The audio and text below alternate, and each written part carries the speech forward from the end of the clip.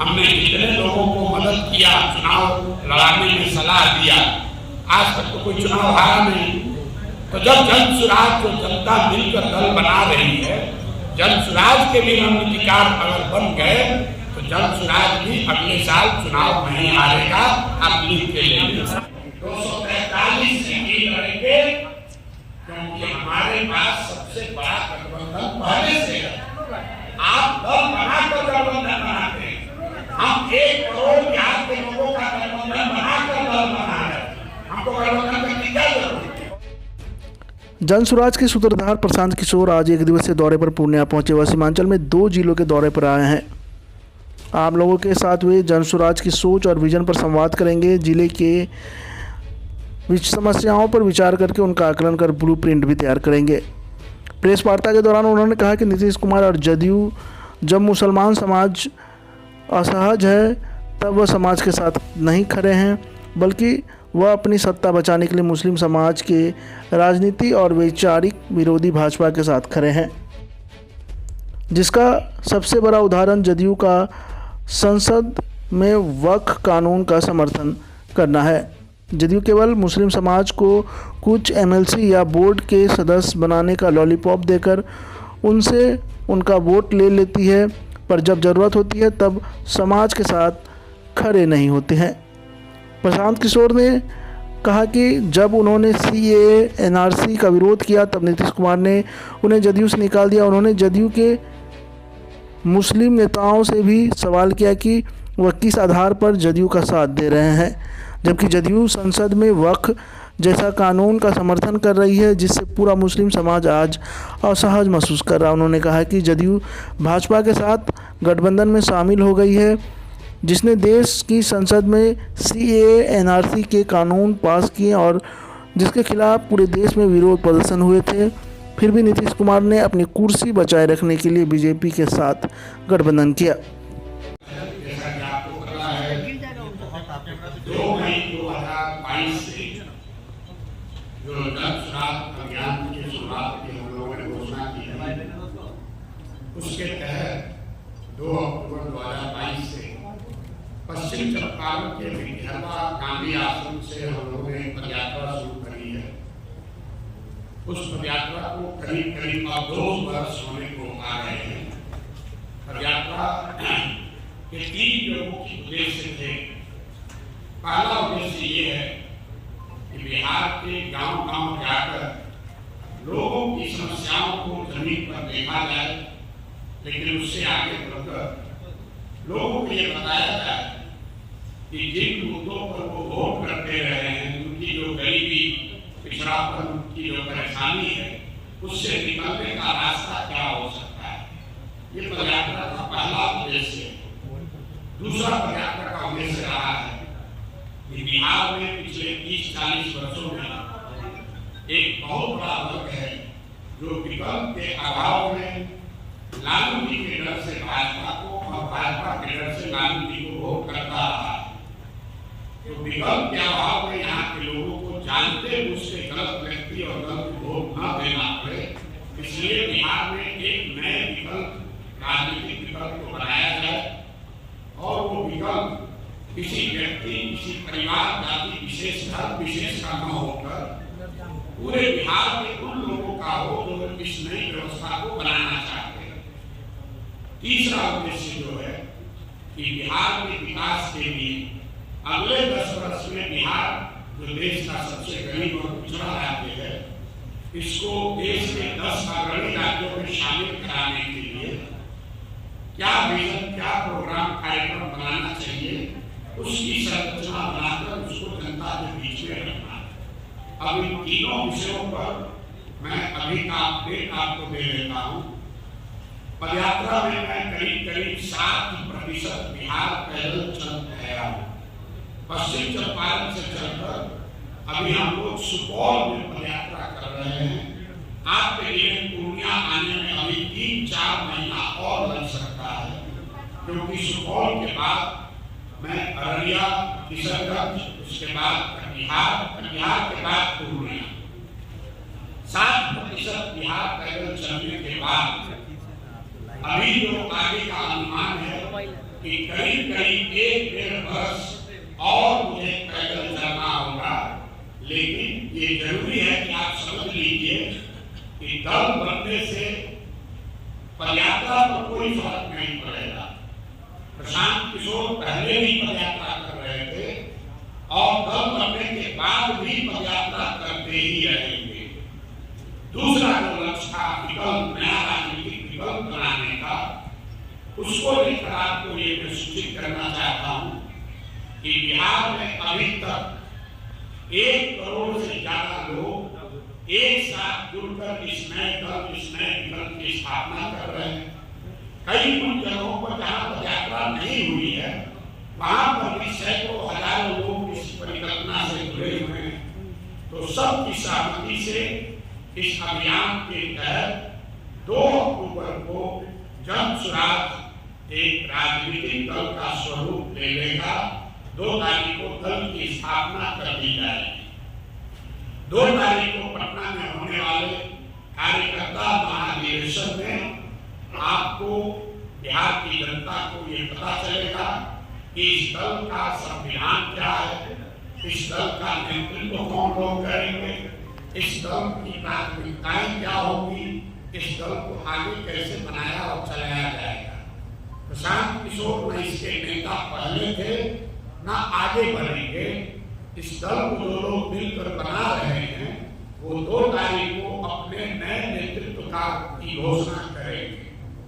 तीसरे उद्देश्य को लेकर मैं आपको ये बता सकता हूँ कि बिहार के समग्र विकास के लिए शिक्षा, स्वास्थ्य, रोजगार, आर्थिक विकास जैसे महत्वपूर्ण विषयों पर दुनिया भर से 200 से ज्यादा विशेषज्ञों की मदद से जमीन पर जो हमने देखा, एक 10 वर्ष का विजन डॉक्यूमेंट बनाकर जारी किया जाएगा, जिसमें आप देख पाएंगे कि बिहार को अगले 10 वर्षों में देश के 10 अग्रणी राज्यों में शामिल कराने के लिए जन स्वराज की क्या योजना है। इसमें एक और महत्वपूर्ण बात, ये सिर्फ बिहार की योजना नहीं होगी। जब ये योजना जारी होगी तो बिहार के हर पंचायत का, बिहार के 8,500 पंचायतों का अलग अलग योजना बनाकर ये जारी किया जाएगा, ताकि आप ये देख सकें कि आपके पंचायत के लिए जन स्वराज की क्या योजना। जब ये योजना अगले वर्ष मार्च और जून के बीच में जारी की जाएगी, तो बिहार में हर वो व्यक्ति जो किसी नगर या ग्रामीण पंचायत में रहता है, वो अपने पंचायत की योजना, जन स्वराज की योजना को देख सकेगा, उसको पढ़ेगा, पढ़ने के बाद उसमें सवाल उठा सकता है, उसको अच्छा लगे तो उसको देखकर जुड़ सकता है। तो पदयात्रा को लेकर ये जो 3 उद्देश्य थे और उन उद्देश्यों को लेकर हम लोग कहाँ तक पहुँचे हैं, इस पर मैंने अपना जो अभी का अपडेट है आपसे साझा कर दिया। अब आपके जो सवाल है आप सवाल कर सकते हैं। पूर्णिया आज मैं सिर्फ आधे दिन के लिए आया हूँ। मैं कटिहार जा रहा हूँ।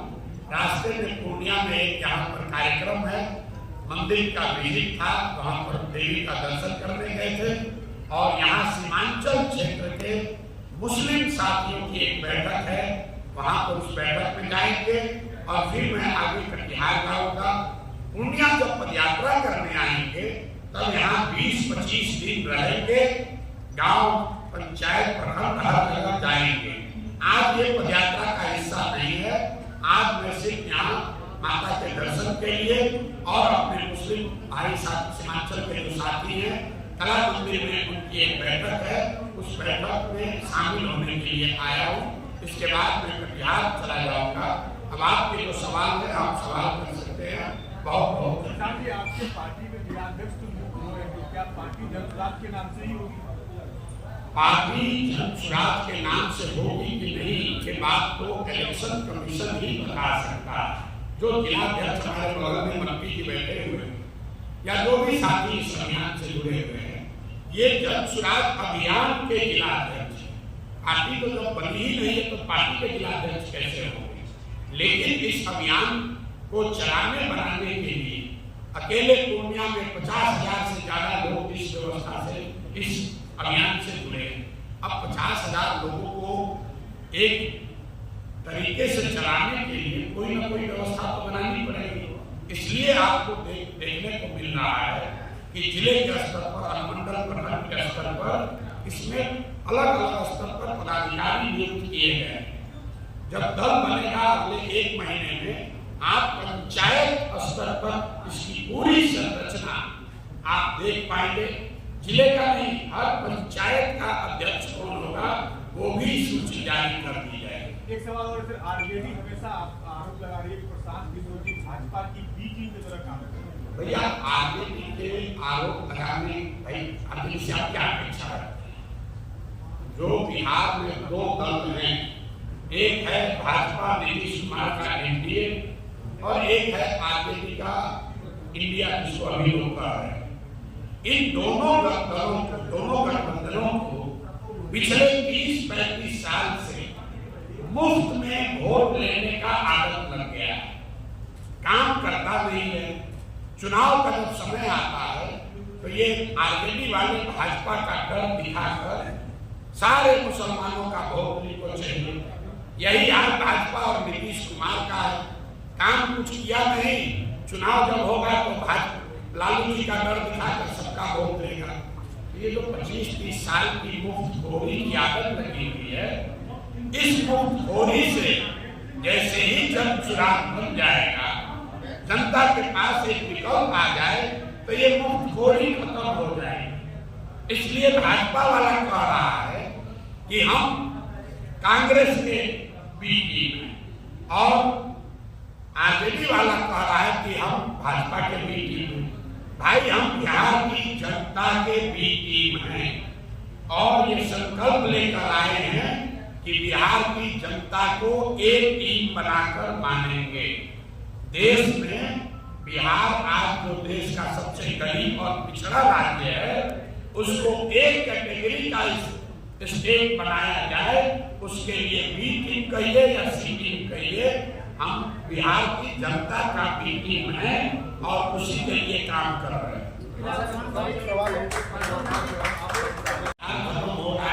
हमको ज्ञान नहीं है। हम इतना जरूर जानते हैं कि जो लोग आप अनुमान लगा रहे हैं, आपने कहा कि आप राजद का जनाधार काट रहे हैं। बहुत लोग यहाँ कह रहा है कि भैया आप बीजेपी का जनाधार काट रहे हैं। हम आपको बता रहे हैं, जन सुराज न भाजपा का आधार काट रहा है, न राजद का आधार काट रहा है।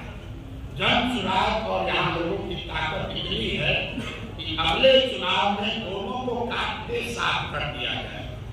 सर एक सवाल है, आपने कहा कि आप आज भी नेता नहीं है, आपने कहा कि आप आज भी नेता नहीं है, कल भी नेता नहीं बनेंगे, तो फिर सर जनसुराज की स्थापना करने के बाद अब जनसुराज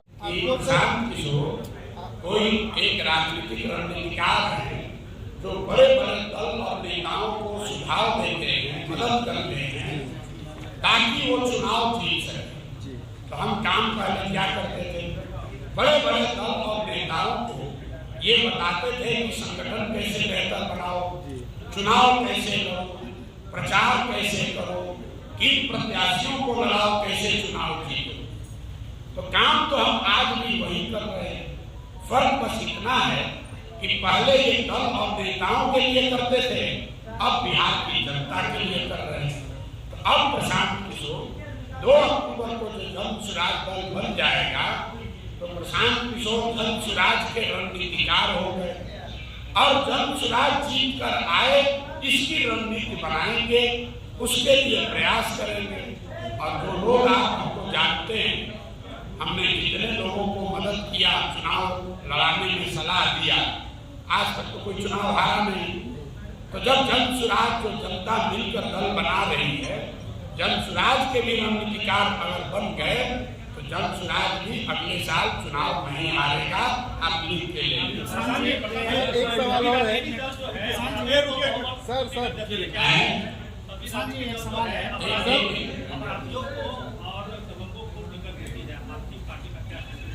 भैया, पहली बात तो हमारी कोई पार्टी नहीं, पार्टी तो लोगों की है, तो जन सुराज लोग मिलकर जन स्वराज के संविधान में जो बातें लिखी जा रही हैं उसके आधार पर हम इतना आपको कह सकते हैं कि जो लोग भी चुनाव लड़ेंगे जन स्वराज में उसमें से 2/3 से ज्यादा लोग ऐसे लोग होंगे जो जीवन में शायद कभी चुनाव लड़े ही न हो, नए लोग होंगे।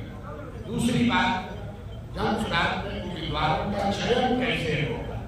वो चयन कोई प्रशांत किशोर नहीं करेंगे, कोई जन स्वराज की लीडरशिप टीम नहीं करेगी। चुनाव से पहले 6, 8, 9 महीना पहले हर विधानसभा क्षेत्र में 5 से 7 नाम सार्वजनिक तौर पर घोषित किए जाएंगे कि ये लोग जन स्वराज के संभावित उम्मीदवार हैं। उसके बाद 8-9 महीने तक उन संभावित उम्मीदवारों पर है कि वो क्षेत्र की जनता के साथ काम करें और हर 3 महीने पर ये सूची जारी की जाएगी कि उन 6-7 लोगों में कौन आदमी सबसे आगे है, कौन चौथे नंबर पर है, कौन 5वें नंबर पर। अमेरिका में भी चुनाव हो रहा है। कभी आप लोगों ने सोचा कि अमेरिका में अगर डोनाल्ड ट्रंप रिपब्लिकन पार्टी के उम्मीदवार हैं तो उनको उम्मीदवारी का टिकट किसने दिया? किसी एक व्यक्ति ने नहीं दिया। जिसको भी रिपब्लिकन पार्टी से या डेमोक्रेटिक पार्टी से चुनाव लड़ना होता है वो अपनी उम्मीदवारी पार्टी के माध्यम से जनता के बीच में रखता है। फिर 6 महीने तक पार्टी के लोग और जनता ये देखते हैं कि इनमें से सबसे बेहतर उम्मीदवार कौन है। फिर वो चुना जाता है कि अच्छा डोनाल्ड ट्रंप या कमला हैरिस ये हमारे दल के उम्मीदवार ये होंगे। वो कोई कमेटी में बैठकर कोई एक व्यक्ति या व्यक्तियों का समूह टिकट नहीं देता। तो जन स्वराज में भी टिकट प्रशांत किशोर या कोई व्यक्तियों का नेताओं का समूह नहीं देगा। हर विधानसभा क्षेत्र से 4-5 संभावित उम्मीदवारों का नाम घोषित होगा। फिर क्षेत्र की जनता उन 5 को 6 को एसेस करेगी, उनके नाम को, उनके चरित्र को, उनके ईमानदारी को, और फिर उन 5-6 में से जिसको जनता ने चुन लिया वही जन स्वराज का उम्मीदवार बन गया। कब क्या ये उनको खुद नहीं पता। जहाँ तक हम लोग अभी देख रहे थे पिछले कई महीनों से राहुल गांधी ने जातीय जनगणना के पक्ष में बात किया, उन्होंने आरक्षण बढ़ाने की बात की। अब अमेरिका में जाकर आरक्षण हटाने की बात कर रहे हैं तो इस पर तो बेहतर कोई कांग्रेस का आदमी ही बता सकता है, राहुल गांधी बता सकते हैं। हमने तो राहुल गांधी का स्टांस अभी तक यही देखा था कि जातिगत जनगणना होना चाहिए और जरूरत पड़े तो आरक्षण को बढ़ाया जाना चाहिए। ये उनका चुनाव का स्टैंड ये था। अब कल अपना स्टैंड बदल लिया है। कांग्रेस के नेताओं से पूछिए, हमको उसकी जानकारी नहीं। हरियाणा के पूर्व सीएम जो कांग्रेस के नेता हैं उन्होंने भी कहा कि राहुल गांधी ने जो कहा है सही कहा। भाई कांग्रेस के नेता ने क्या कहा नहीं कहा उस पर हम क्या टिप्पणी करेंगे। मैंने आपको बताया कि सार्वजनिक जीवन में होने के नाते राहुल गांधी बहुत बड़े नेता हैं, देश में विपक्ष के नेता हैं। उन्होंने जो बात कही अभी तक हम लोग की जानकारी में ये था कि वो चाहते हैं कि पूरे देश में जातीय जनगणना हो और आरक्षण की सीमा जो 50% की सुप्रीम कोर्ट ने तय की है, अगर जरूरत पड़े तो उसको बढ़ाया जाए। ये उनका स्टांस लोकसभा के चुनाव में रहा। अब अमेरिका में जाकर उन्होंने क्या कहा हमने वो बयान देखा नहीं है। आप बता रहे हैं कि उन्होंने कहा कि आरक्षण को हटा दिया जाए। अगर ऐसा उन्होंने कहा है तो राहुल गांधी उसको स्पष्टीकरण दे सकते हो, नेता दे सकते हैं। हम क्या अपना मन का भ्रम है। आपने सुना नहीं कि हमने कहा है पिछले 30-35 साल से बिहार को चला कौन रहा? बिहार को चला रहे लालू और नीतीश। तो दोषी कौन हुआ? लालू और नीतीश। लेकिन मैंने ये कहा कि बिहार की बर्बादी के लिए दोषी हैं लालू और नीतीश, लेकिन गुनाहगार हैं कांग्रेस और भाजपा वाले। इसका उत्तर भी मैंने दिया। क्यों? आप सारे जितने पत्रकार यहाँ हैं, लालू जी अपने दम पर बिहार जीवन में सिर्फ एक ही बार जीते, बाकी 15 साल तक जो लालू जी का जंगल राज रहा वो इसलिए रहा क्योंकि कांग्रेस ने उनको वो बैसाखी की, वो मदद किया कि वो बिहार पर शासन कुशासन कर सके।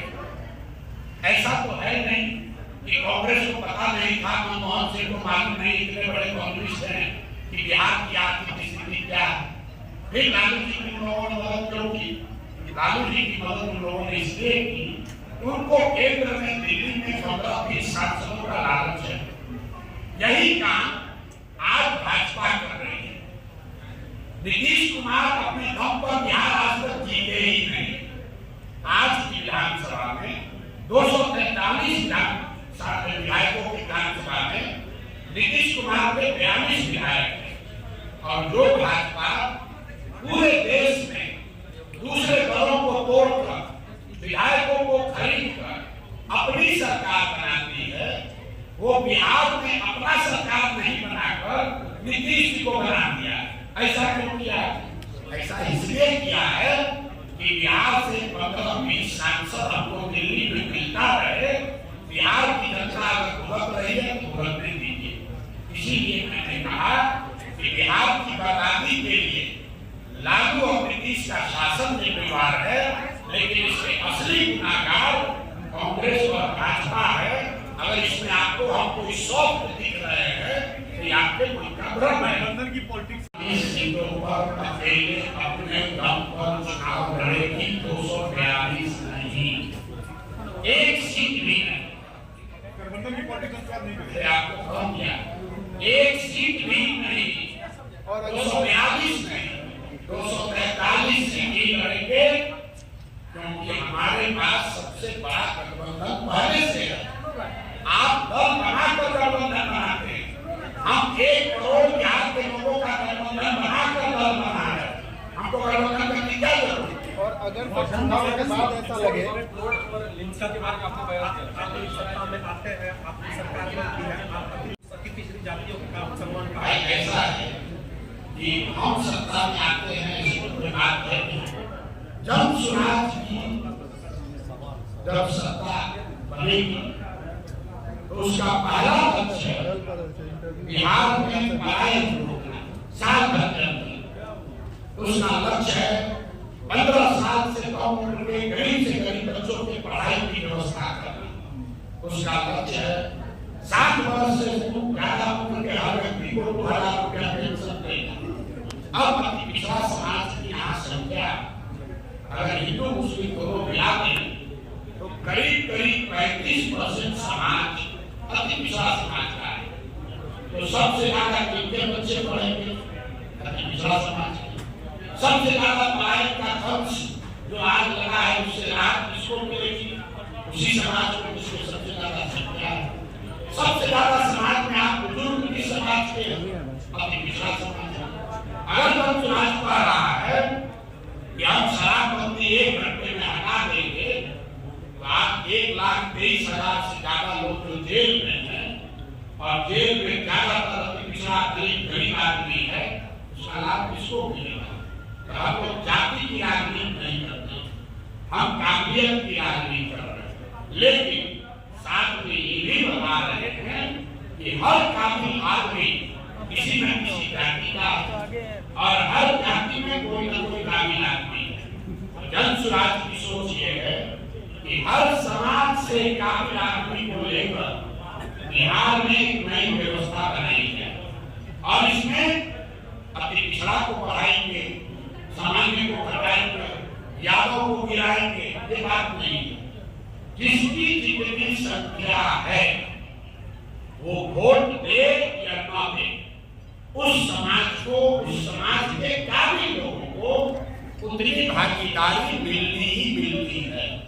कई लोग ये सवाल करते हैं कि भाई यादव समाज के लोग तो आरजेडी के वोटर हैं।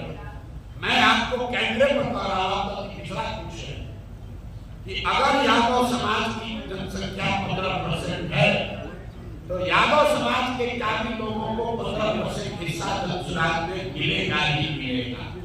जन सुराज को बनाने वालों में, जन सुराज को चलाने वालों में, जन सुराज से टिकट पाने वालों में 15-16% यादव समाज के लोग रहेंगे ही रहेंगे। इसलिए नहीं कि वो यादव है, इसलिए नहीं कि वो पिछड़ा है, इसलिए कि जन सुराज की मूल सोच है कि किसी का हक कोई दूसरा न मारे, ना आपको अपने हक से ज्यादा मिलेगा, ना आपका हक किसी को मारने दिया जाएगा।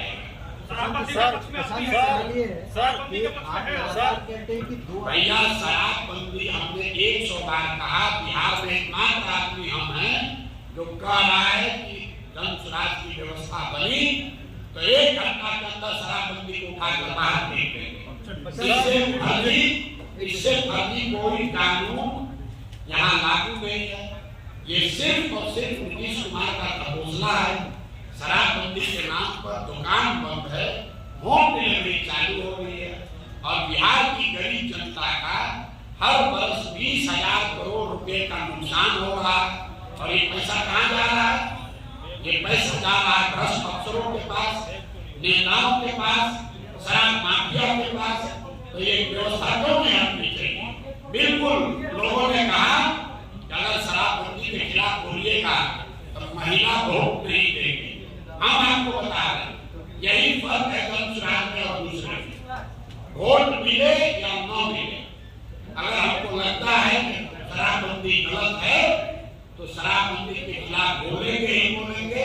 ऐसा नहीं करेंगे कि विपक्ष में है तो कह रहे शराबबंदी हटना चाहिए और सत्ता में आए तो वही शराबबंदी अच्छा लगने लगे। जब ये यात्रा अभियान शुरू हुआ, कुछ लोगों ने जन सुराज दल का नाम रजिस्टर कराया है इलेक्शन कमीशन। उन लोगों का दावा है कि वो हमारे समर्थक हैं या हमारी मदद करना चाहते हैं। उन्होंने इलेक्शन कमीशन में एक दल रजिस्टर कराया। हम लोग भी इलेक्शन कमीशन में गए हैं और हम लोगों ने भी अपना एप्लीकेशन दिया है। प्रयास कर रहे हैं कि अगर इलेक्शन कमीशन की सहमति हो जाए या जो लोग पहले से बनाए हुए उनसे सहमति हो जाए तो जन सुराज के नाम से दल बन सकता है। पहले सवाल के जवाब में कहा कि हमारे हाथ में नहीं, तो इलेक्शन कमीशन के हाथ में है। 2 तारीख को आपको पता चलेगा इस दल का नाम जन सुराज हुआ या दूसरा। जन सुराज किसी दल के साथ वो दल भी रहता है तो फिर जन सुराज को फर्क पड़ेगा बिहार में। और भाई हम लोग इलेक्शन कमीशन में जाकर अपना एप्लीकेशन दे चुके हैं। जन सुराज या इससे मिलता जुलता या जन स्वराज करके इस देश में करीब 25 अलग-अलग दल रजिस्टर है। वो तो इलेक्शन कमीशन को तय करना है कि ये नाम किसको मिले। जन सुराज बिहार में हम लोग के हिसाब से दल 2 तारीख को बनेगा और उस दिन इलेक्शन कमीशन से हम लोग को परमिशन मिलना चाहिए। इस प्रयास में हम लोग लगे हैं। अगर नहीं मिलेगा तो आपको सूचित करेंगे, मिलेगा तब भी आपको सूचित करेंगे। ऐसी ही खबरों के लिए करें से 24 लाइव को सब्सक्राइब, साथ ही साथ दिए गए बेल आइकन को भी दबाएं। Thank you.